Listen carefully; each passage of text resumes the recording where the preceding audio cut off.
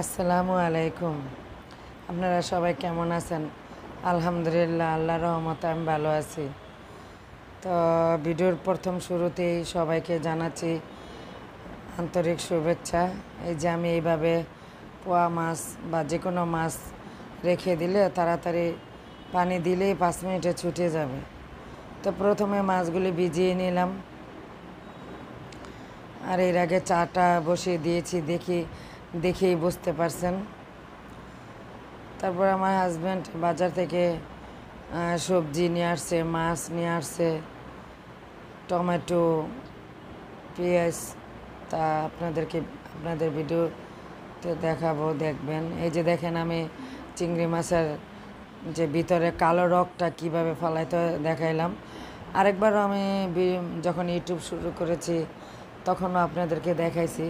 হয়তো তখন আমার যারা নতুন আপুরা ভাইয়ারা অ্যাড হয়েছে আমার চ্যানেলে, তারা হয়তো দেখেনি, এখন আবার দেখালাম। তা আমি সবসময় এইভাবে পরিষ্কার করি চিংড়ি মাছ, আর এইভাবেই আমি মাছ রেখে দিই যাতে আমার মাছ মানে রান্না করার সময় ভিজিয়ে সহজ হয়, রান্না করতে সহজ হয়। এই যে আমার হাজব্যান্ড সবজি নিয়ে আসছে, 2 রকমের ধইনা পাতা নিয়ে আসছে, 2 আইটেমের, টমেটো, পেঁয়াজ, ঢেঁড়স। তো আজকের মেনুতে থাকছে আপনার পোয়া মাছ আলু দিয়ে, করলা দিয়ে রান্না করব। প্রথমে পানি দিয়ে পেঁয়াজ ব্রাউন কালার করেছি, তেল দিয়ে পেঁয়াজ ব্রাউন কালার করেছি। তারপর অল্প একটু পানি দিয়ে দিলাম। এখন পরিমাণ মতন যা যা মশলা লাগবে দিয়ে দিলাম। তো তেলটা যখন দিয়েছি, দেওয়ার পরে মানে তেলে যখন পেঁয়াজ দিয়েছি তখন কিন্তু কারেন্ট চলে গেছে। তো সেই জন্য মানে কথাটা একটু এলোমেলো হয়েছে। যাক, নতুন ব্লগার হিসাবে মনে কিছু নেবেন না, আশা করি। তারপর আদা রসুনের পেস্ট দিয়ে দিলাম। এখন ভালো করে মানে 5 মিনিট কষাতে হবে।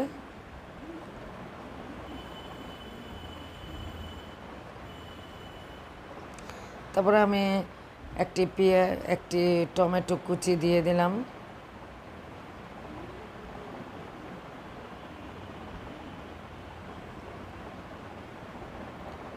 সবগুলি উপকরণ একেবারে ভালো করে কষাবো। এখন ঢাকনা দিয়ে ঢেকে দেব 5 থেকে 6 মিনিটের জন্য। এই যে কষানো হয়ে গেছে, আমার মশলা থেকে তেল ছেড়ে দিয়েছে। এই যে অল্প দিয়েছি, একটা আলু আর একটা করলা, কারণ আমার হাজব্যান্ড খাবে সবজিটা। আমি সবজিটা বেশি খাবো না, শুধু মাছ আর ঝোল খাবো, সেজন্য কমই সবজি দিয়েছি। আর এই তরকারিটা শুধু আমার হাজব্যান্ড আর আমি খাবো, সেজন্য সবজির পরিমাণ কম। এখন আমার সবজিটা কষানো হয়ে গেছে, পোয়া মাছগুলি দিয়ে দিলাম। এখন মাছগুলিও আমি ভালো করে 10 মিনিটের জন্য কষাবো। কাঁচা মাছ তো একটু ভালো করে কষাতে হবে, যাতে কাঁচা একটা যে স্মেল সেটা চলে যায়। তরকারির সাথে কাঁচা মাছটা আমি ভালো করে কষাবো।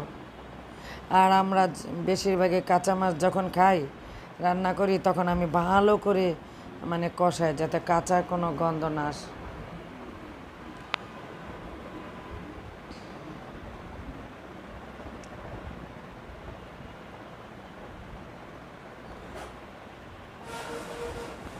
এখন সবগুলো একসাথে মিক্স করে ঢাকনা দিয়ে ঢেকে দেব 10 মিনিটের জন্য।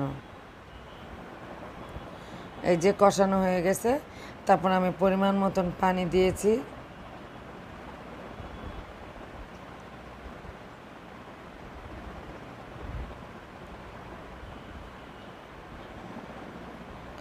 আবারও আমি ঢাকনা দিয়ে 10 মিনিটের জন্য রান্না করব।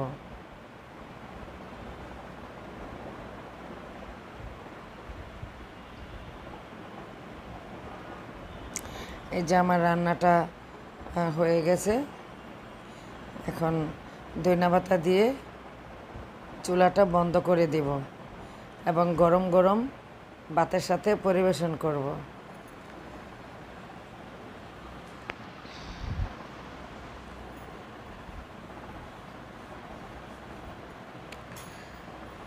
আজকে পোয়া মাছের রান্না রেসিপি আর ঢেঁড়স ভাজি।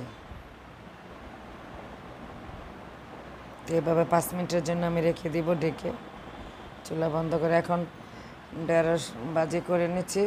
প্রথমে আমি তেল, পেঁয়াজ, অল্প একটু ধনিয়ার গুঁড়া, হলুদের গুঁড়া দিয়ে টমেটো দিয়ে ভালো করে কষিয়ে নিয়েছি। তারপরে পরিমাণ মতন কাঁচামরিচ দিয়ে দিলাম, যে যার মতন জাল খান। তা আমি কাঁচামরিচ আমার মতন আমি দিয়েছি ভাজিটার জন্য।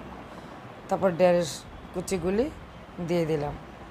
এখন ভালো করে নাড়াচাড়া করে ডেকে দেব 10 মিনিটের জন্য।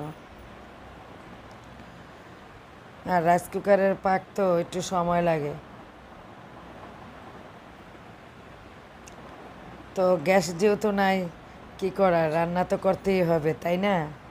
এই যে আমার ভাজিটা হয়ে গেছে, আমি ধনিয়া দিয়ে এখন নামিয়ে ফেলবো। তারপর আমার হাজব্যান্ড মানে খেয়ে নিচ্ছে দুপুরের খাবারটা। দেখুন আমার হাজব্যান্ড কত ইয়াম্মি করে খাবারটা খেয়ে নিচ্ছে।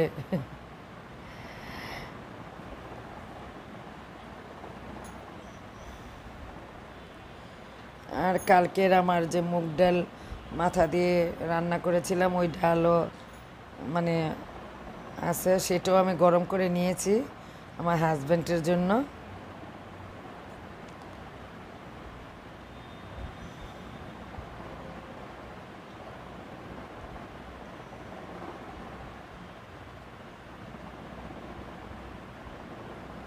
খাচ্ছে আর বলছে যে অনেক মজা হয়েছে, ইয়াম্মি, মানে তরকারিটা অনেক স্বাদ হয়েছে, ভালো লাগতেছে, বলতেছে খুব ভালো হয়েছে। তো যথেষ্ট চেষ্টা করি হাজব্যান্ডের পছন্দটাকে প্রাধান্য দেওয়ার জন্য, আবার ছেলে মেয়ের যেটা পছন্দ করে সেটাও প্রাধান্য দেওয়ার জন্য। আমরা সব মায়েরা এরকম করি, মানে ওয়াইফেরা হাজব্যান্ডের জন্য যেটা খায় সেটা তৈরি করি, এবং ছেলেমেয়েরা যেটা খায় সেটা আবার তৈরি করে দিই। এটা আমরা সব মায়েরাই করি। সে মজা হয়েছে দেখে আবারও ভাত নিচ্ছে, দেখেন এখন ডাল নিবে। তো ঢেঁড়স ভাজি খাবে না, বলছে রাত্রে খাবে রুটি দিয়ে, সেই জন্য ডাল আর মাছ তরকারি দিয়ে সে খাচ্ছে। বলছে আমার এই দুইটা আইটেম দিয়ে আমার খাওয়া হয়ে যাবে, অনেক মজা হয়েছে, দেখেন হাত দিয়ে বলছে যে অনেক মজা হয়েছে। মাশাল্লাহ, আলহামদুলিল্লাহ, আমার কাছে খুবই ভালো লাগে। আমি যে রাইস কুকারে পাকাই অনেক সময় আমার লাগে, কিন্তু যখন হাজব্যান্ড বা ছেলে মেয়ে বলে যে ভালো হয়েছে, তখন আমার কষ্টটা সার্থক মনে হয় না যে আমি কষ্ট করেছি। দেখেন আবার আসলে কালকের মুগ ডালটাও মজা হয়েছে। তারপর আমি আমার সন্ধ্যার জন্য আমি আমার শরীরটা একটু ভালো লাগতেছে না, চা না খেয়ে আমি একটু কালকের মতনই আবার একটু ঝোল মানে স্যুপের মতন ডিম দিয়ে সামান্য উপকরণ দিয়ে একটু নুডলস পাকিয়ে খেয়ে নিচ্ছি। এটা হলো সন্ধ্যাবেলা। তো চা খাই নাই, অন্য কিছু খাই নাই, এটাই খেয়েছি। তো মাশাল্লাহ, কালকের নুডলসটা মজা হয়েছিল, আজকেরটাও খুব মজা হয়েছে। তো শুধু আজকে আমি খেয়েছি নুডলস, আমার বাচ্চার আব্বা আর মেয়ে খায় নাই। তারপরে নুডলসটা খেয়ে একটু নিচে গিয়েছিলাম, আমাদের যে ফ্ল্যাটের নিচে মিনা বাজার, ওইখানে গিয়ে একটু টুকটাক কেনাকাটা করলাম। আর আরেকটা মানে অন্য একটা জিনিস কিনেছি, সেটা আপনাদের সাথে কালকে শেয়ার করব। কালকে আমার নতুন ভিডিও দেখার জন্য আপনাদেরকে অনুরোধ রইল। তো আপনারা অবশ্যই নেক্সট ভিডিওটা দেখার জন্য আমন্ত্রণ। যে খাবার এটা নুডলসটা খেয়ে নিচ্ছি। আমি বেশিরভাগ নুডলস খেলে এইভাবে একটু স্যুপের মতন রান্না করে খাই, শুকনাটা একটু কমই খাই। তো নিচে থেকে মিনা বাজার থেকে যে দেখেন একটা খেজুরের প্যাকেট নিয়ে আসলাম। আমি আবার সবসময় একটু শুকনা খেজুরটা খেতে বেশি পছন্দ করি, আজও খেজুরটাও খাই বেশিরভাগ। আবার আমার মেয়ের জন্য আমি যে 2টা বিস্কুটের প্যাকেট নিয়ে আসলাম